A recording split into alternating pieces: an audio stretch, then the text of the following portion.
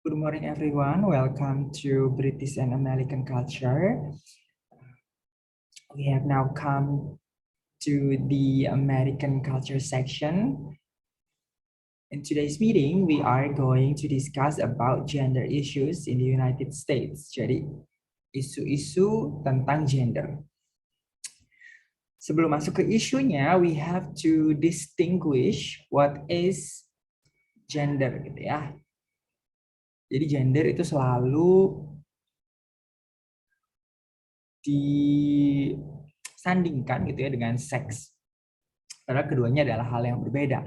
Seks atau jenis kelamin gitu ya itu berdasarkan alat reproduksi yang kita bawa sejak lahir gitu ya.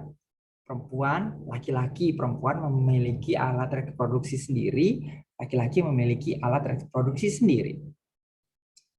Perbedaan ini gitu ya dikategorikan sebagai seks. Laki-laki memiliki penis, perempuan memiliki vagina. Sedangkan kalau gender itu didefinisikan berdasarkan konstruksi sosial atau social construction gitu ya. Jadi gender itu berbeda nantinya tiap budaya di mana gender ini didefinisikan gitu ya. Kalau laki-laki dan perempuan berdasarkan seks dimanapun sama gitu ya. Kecuali mungkin sekarang sudah agak bergeser juga sih. Seperti di Thailand itu ada beberapa 8 kalau tidak salah ada 8 jenis kelamin gitu ya yang direkognisi oleh pemerintahnya, tapi secara garis besar gitu ya seks di seluruh dunia itu sama. Laki-laki memiliki penis, perempuan memiliki vagina.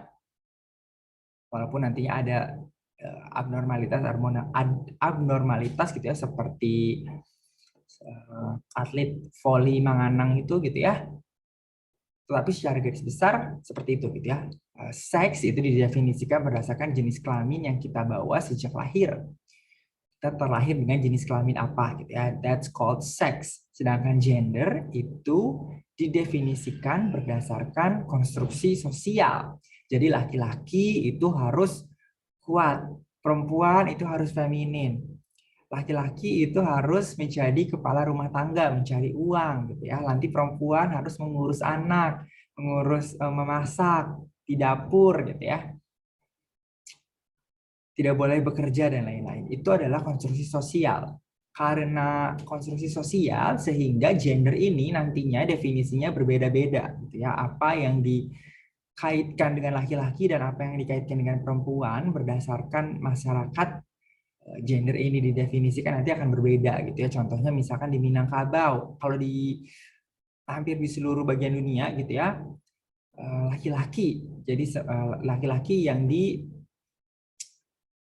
terah keluarga itu di bawah laki-laki gitu ya. Seperti nantinya sehingga nama belakang gitu ya, nama belakang perempuan, nama belakang istri, nama belakang anak nanti ikut ke laki-laki gitu ya. Misalkan Siti menikah dengan Armanda, nanti setelah menikah Siti akan dipanggil Bu Armanda gitu ya. Kalau di luar negeri nanti yang digunakan nama belakangnya, berarti Siti menjadi Nyonya Taralandu gitu ya. Tetapi kalau di Padang itu kan berbeda gitu ya, itu namanya patriarki gitu ya.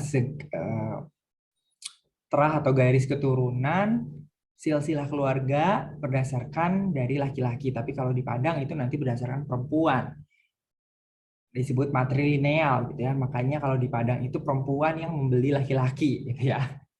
Ketika akan menikah, perempuan yang seperti memberikan mahar gitu ya.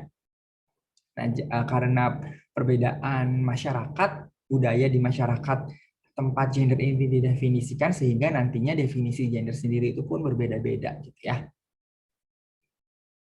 Tapi secara garis besar, seks itu didefinisikan berdasarkan jenis kelamin di mana seseorang itu dilahirkan, sedangkan gender adalah konstruksi sosial yang melekat pada laki-laki ataupun perempuan. Ya. Tadi sekarang kita masuk ke bagian patriarki. Tadi sudah saya bahas sedikit, gitu ya.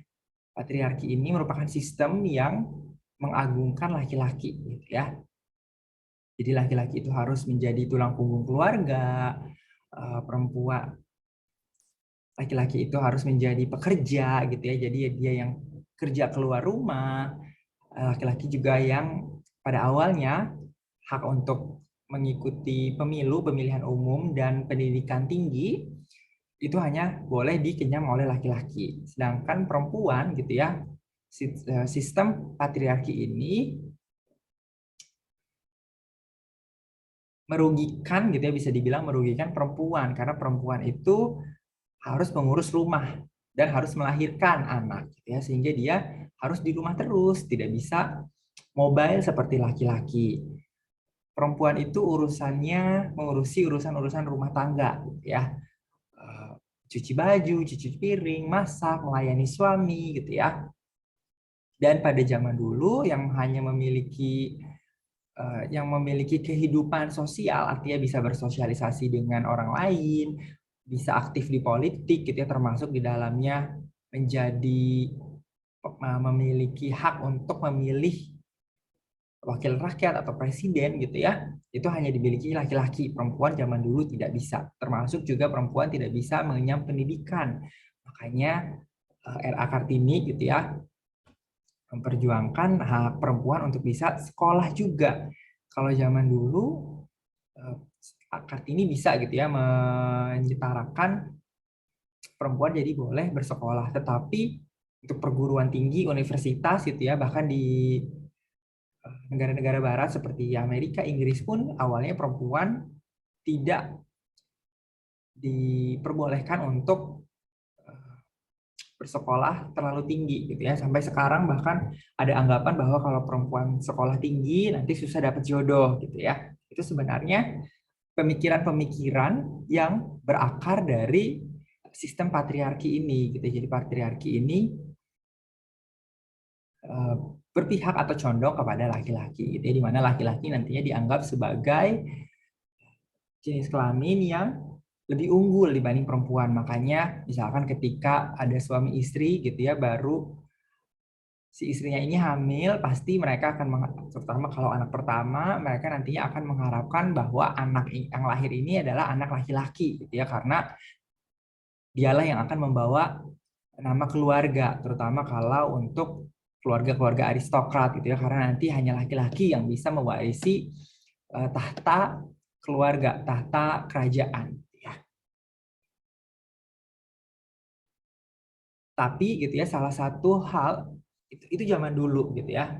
Zaman dulu nantinya berbagai di masing-masing negara, masing-masing masyarakat itu berbeda-beda perkembangannya. Contohnya di Inggris di tahun 600 700 1600 1700 itu perempuan sudah bisa menjadi ratu gitu ya, ada Queen Elizabeth the First. Bisa dibilang Inggris sudah lebih maju gitu ya. Sampai sekarang Amerika belum punya presiden perempuan, Indonesia sudah punya presiden perempuan gitu ya. Baru sekarang Amerika punya wakil presiden perempuan, Kamala Harris gitu ya. Jadi masing-masing masyarakat itu memiliki perkembangannya masing-masing. Nah, salah satu yang menjadi pendobrak gitu ya tatanan sistem patriarki itu adalah perang dunia, termasuk di dalamnya perang saudara. Kalau di Amerika ada Civil War ya, kemarin kita sudah bahas ada Civil War. Nah, ini perang-perang ini juga yang akhirnya mengedepankan gitu ya posisi perempuan sebenarnya. Kenapa? Karena laki-laki itu harus berperang di medan perang. Sehingga di tempat asal gitu ya, di tempat tinggal, di masyarakat lokal yang nantinya karena laki-lakinya tidak ada, mau tidak mau perempuan yang mengambil peran itu gitu ya, seperti peran pemerintahan lokal. Kalau di sini seperti kelurahan, kecamatan gitu ya, itu nantinya perempuan yang menduduki posisi-posisi tersebut. Lalu juga pekerjaan-pekerjaan karena laki-lakinya pergi ke medan perang, sehingga lowongan-lowongan pekerjaan itu nantinya diisi oleh perempuan karena mau tidak mau suplai kehidupan itu kan harus tetap berjalan gitu ya. Nantinya yang terutama ketika dalam konteks perang, pabrik-pabrik senjata itu nantinya juga perempuan yang bekerja di sana gitu ya. Lalu yang menjadi pendidik awalnya kan hanya boleh laki-laki gitu ya, tetapi perempuan nantinya juga boleh eh, atau bisa karena tidak ada lagi gitu ya yang ada di masyarakat asli di penduduk di lingkungan lokal selain perempuan karena laki-lakinya berangkat semua ke medan perang. Jadi ada sebuah quote gitu ya, 5 million men were mobilized for service in the Great War. Jadi 5 juta laki-laki itu digerakkan untuk pergi ke medan perang. Tetapi over 9 million women mobilize themselves. Lebih dari 9 juta perempuan memobilisasi mereka sendiri. Memobilisasi di sini artinya perempuan-perempuan uh, bekerja gitu ya untuk membutuhi kebutuhan dia dan anak-anak dan keluarganya. Perempuan juga yang akhirnya mengisi posisi-posisi pemerintahan lokal karena tidak ada, karena laki-lakinya semua pergi gitu ya. Yang pertama, Perang Dunia terjadi, Perang Dunia I gitu ya, sekitar tahun 1920-an, 1900 awal, 1900 awal, karena Perang Dunia Kedua itu kan 1940-an, 41.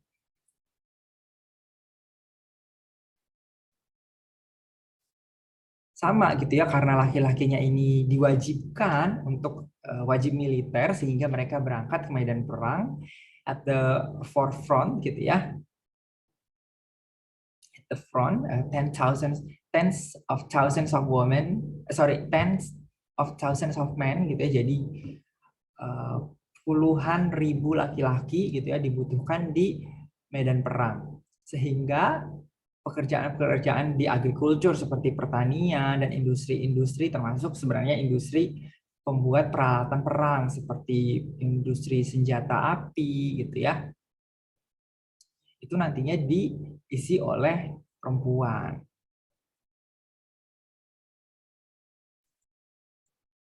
Lalu juga perempuan ini nantinya banyak yang volunteer atau sukarela bekerja di American Red Cross, Palang Merah Amerika gitu ya, kalau di kita PMI, Palang Merah Indonesia, karena sebagai perawat, karena nantinya para prajurit atau tentara yang terluka ini gitu ya diobati oleh Palang Merahnya, oleh Red Cross, jadi menjadi nurse.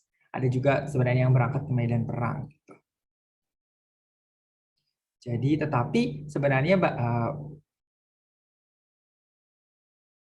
kalau yang berada di medan perang, Red Cross-nya itu kan laki-laki ya, yang bertempur di medan perang laki-laki, yang menjadi perawat di medan perang juga laki-laki, tetapi banyak perempuan yang sukarela bekerja untuk membuat seperti surgical dressing, jadi gaun untuk operasi gitu ya, masker. Tapi ada juga perempuan yang berada di lokasi perang untuk mengoperasikan kantinnya gitu ya, karena tentara berperang perlu makan juga gitu ya. Nah, jadi mereka untuk masak, menghidangkan gitu ya. Dan juga provide wholesome entertainment for soldiers and sailors. Jadi memberikan juga hiburan bagi para tentara dan pelaut gitu ya. Hiburannya dalam hal apa? Jadi banyak juga yang seperti ketika berada di kapal ada penyanyi-penyanyi gitu ya. Contohnya Marilyn Monroe itu pernah ketika tentara Amerika dikirim ke Korea gitu ya untuk berperang di Korean War, itu Marilyn Monroe ya aktris gitu ya dikirim juga ke sana untuk menghibur para tentara yang berperang di sana gitu ya.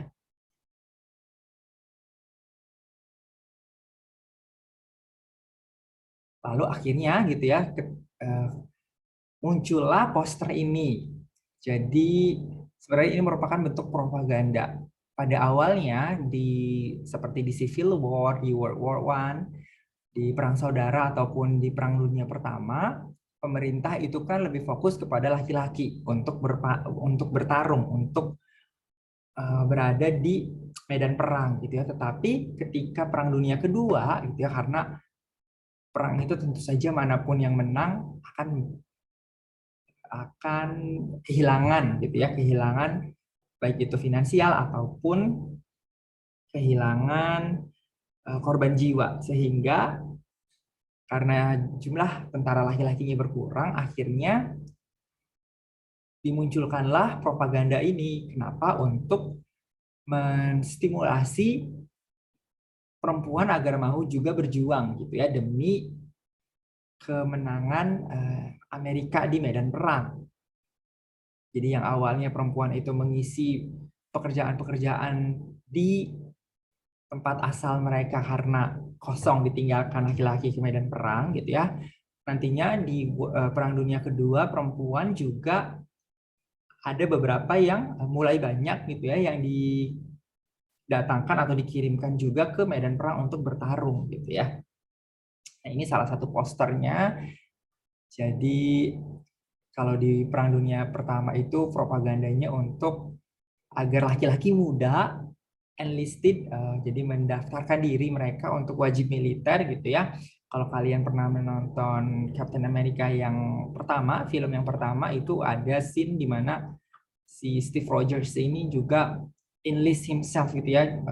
Dia mau volunteer menjadi tentara untuk dikirimkan ke medan perang. Seperti itu kurang lebih gambaran scene-nya, situasinya. Lalu tapi itu pada Perang Dunia Pertama dan Civil War kan hanya laki-laki gitu ya. Nah, di Perang Dunia Kedua barulah muncul propaganda juga untuk menarik perempuan agar mau juga dikirimkan ke medan perang. Nah, ini salah satu posternya, artinya we can do it, jadi independent woman gitu ya. Bahwa perempuan juga harus kuat. Jadi ini seperti paradoks gitu ya. Jadi perempuan hak-haknya ditekan. Jadi mereka belum boleh pada zaman ini gitu ya, perempuan itu belum boleh mengikuti pemilu sebagai pemilih gitu ya, itu belum boleh. Mengenyam pendidikan tinggi juga masih jarang sekali. Tetapi perempuan digugah juga untuk bisa dikirimkan ke medan perang gitu. Jadi di sini seperti ada paradoks. Di satu sisi hak-hak perempuan ditekan, tetapi kewajiban-kewajiban perempuan mencoba ditingkatkan gitu ya. Baru pada tahun 1960-an gitu ya, di Amerika itu banyak sekali social movement atau pergerakan sosial, seperti kemarin kita bahas ada yang terkait dengan ras gitu ya, ada Martin Luther King Jr. yang memimpin march untuk mengedepankan hak-hak orang kulit hitam gitu ya, kulit hitam agar punya hak yang sama dengan orang kulit putih. Tapi selain kulit hitam juga banyak gerakan-gerakan sosial yang untuk hak-hak perempuan, namanya Women's Suffrage Movement gitu ya. Nantinya ini melahirkan gerakan feminisme, termasuk di dalamnya teori-teori feminisme yang nantinya digunakan juga untuk mengkaji karya-karya sastra sebenarnya. Ya, jadi perempuan juga melakukan march. March itu apa? Berjalan gitu ya, membawa spanduk dan lain-lain, menyuarakan demo gitu ya, menyuarakan hak mereka agar disetarakan dengan laki-laki.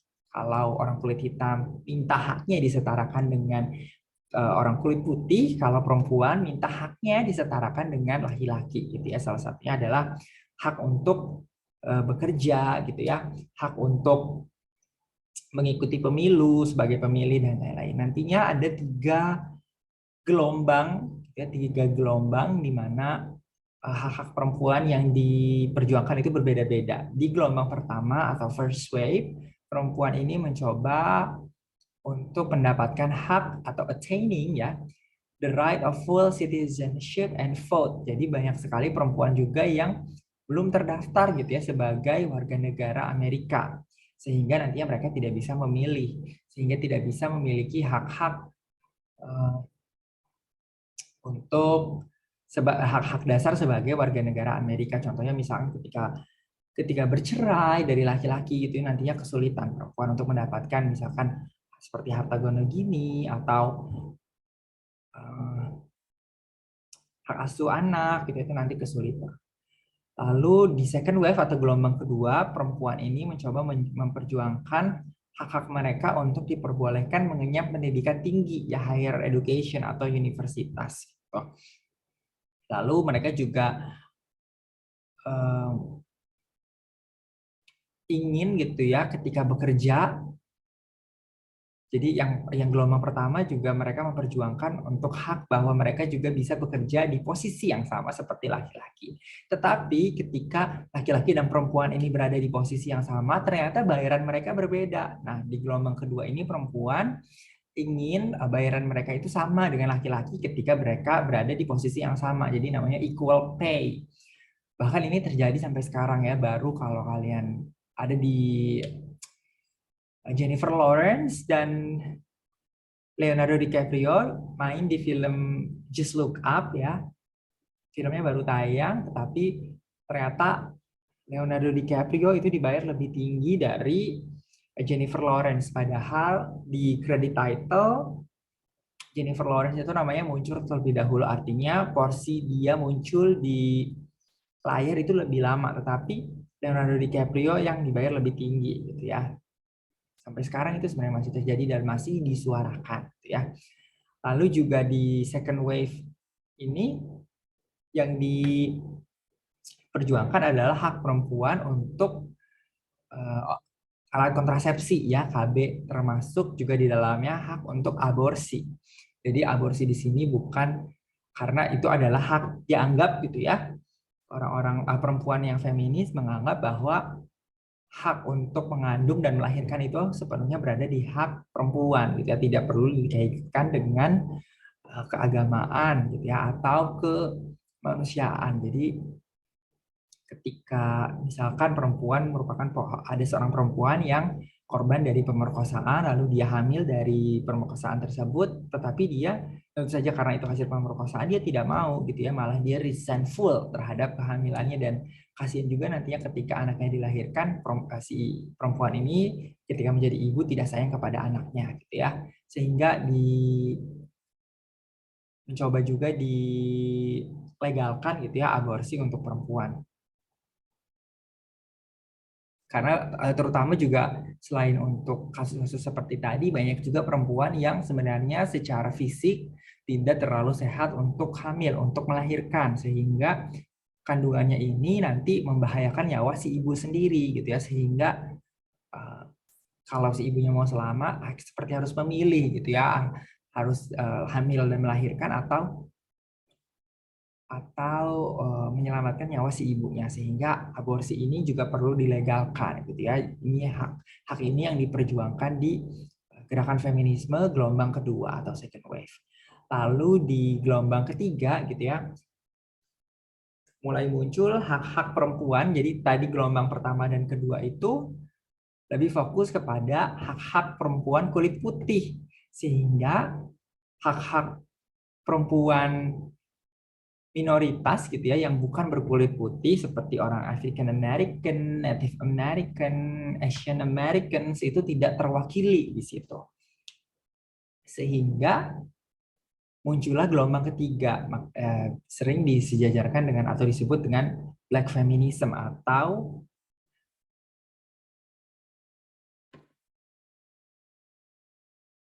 juga biasa disebut dengan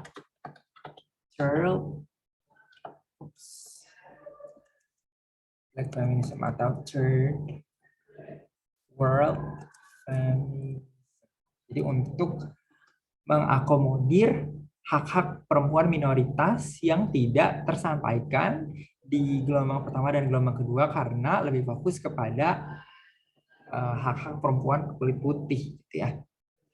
Lalu nantinya sebenarnya ada satu gerakan lagi yaitu post-feminisme. Jadi dianggap perempuan itu hak-haknya sudah didapatkan.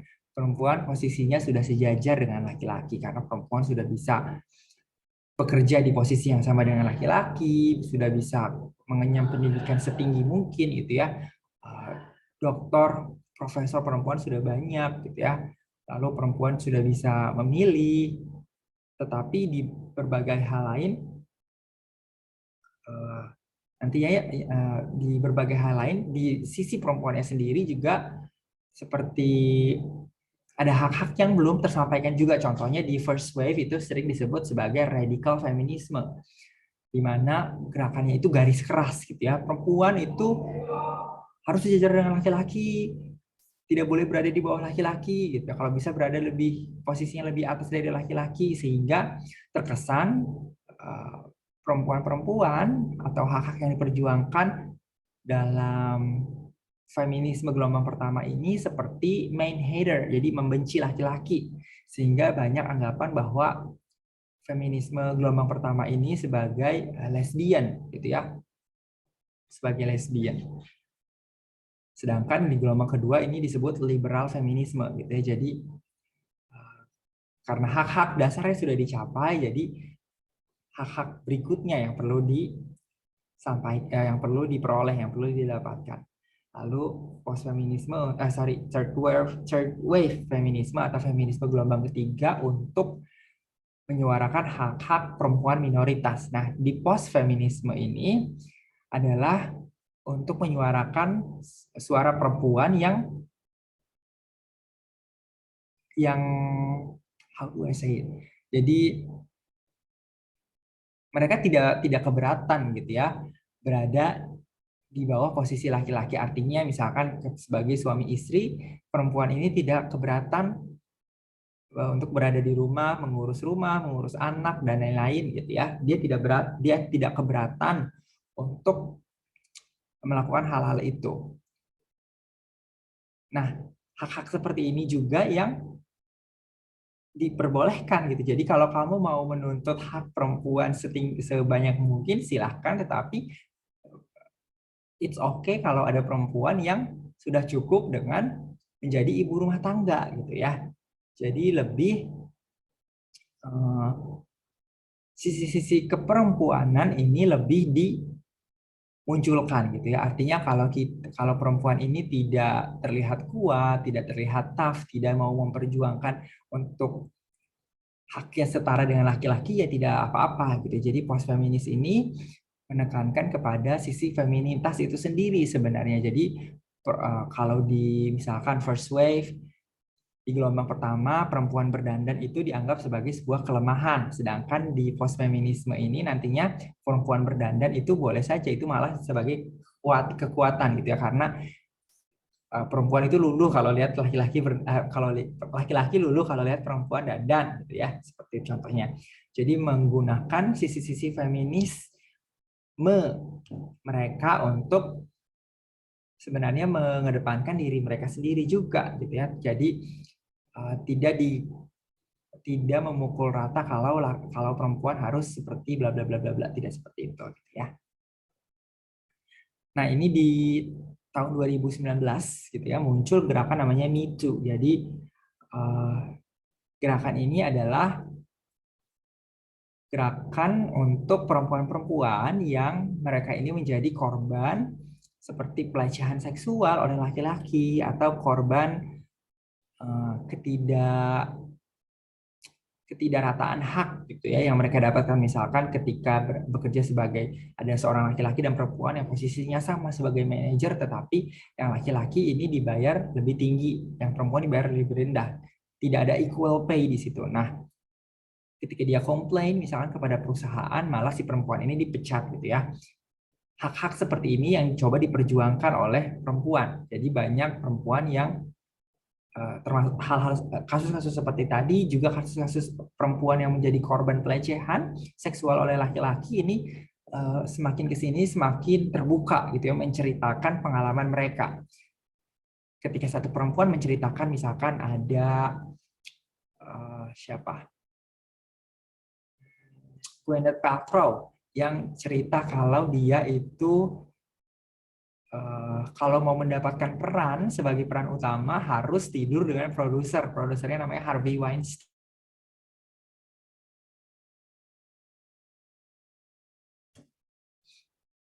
Ternyata ketika Gwyneth ini menceritakan pengalamannya, ternyata banyak juga perempuan yang lain yang merasakan hal serupa gitu ya, sehingga perempuan-perempuan lain ini Me Too, aku juga dibegitukan gitu ya, makanya nama gerakannya itu Me Too. Lalu ada juga tokoh-tokoh yang tersangkut kasus karena gerakan Me Too ini. Selain Harvey Weinstein, Harvey Weinstein ini adalah produser kepala production house ya. Ada Bill nggak ada R-nya. Bill Cosby, dia ini aktor ya, orang kulit hitam. Jadi zaman dulunya dia seperti tokoh yang kebapaan sekali gitu ya. Jadi dia ada di salah satu acara TV, serial TV. Dia berperan sebagai seorang bapak yang bijak gitu ya, father figure idaman lah gitu ya.